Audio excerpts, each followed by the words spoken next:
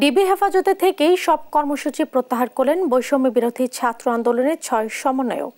এক ভিডিও বার্তায় এ কথা জানিয়েছেন অন্যতম সমন্বয়ক নাহিদ ইসলাম।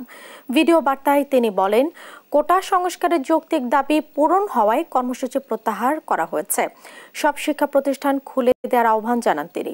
এছাড়া সহিংসতা ও অনাকাঙ্ক্ষিত ঘটনায় নিন্দার পাশাপাশি কোটা আন্দোলনের সময় নিহতের ঘটনা তদন্ত করে বিচারের দাবি জানান সমন্বয়করা। আন্দোলন ও তার প্রেক্ষিতে উদ্ভূত পরিস্থিতিতে অনেকে অপ্রত্যাশিতভাবে আহত এবং নিহত হয়েছে।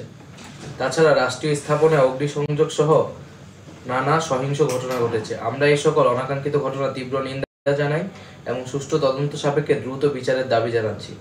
আমাদের প্রধান দাবি ছিল কোটা যৌক্তিক সংস্কার, যা ইতিমধ্যে সরকার পূরণ করেছেন। এখন শিক্ষার সুষ্ঠু পরিবেশ নিশ্চিত করার লক্ষ্যে দ্রুত শিক্ষা প্রতিষ্ঠান খুলে দেওয়ার জন্য সরকারের প্রতি জোর আহ্বান জানাই। সার্বিক স্বার্থে আমরা এই মুহূর্তে থেকে আমাদের কর্মসূচি প্রত্যাহার করছি।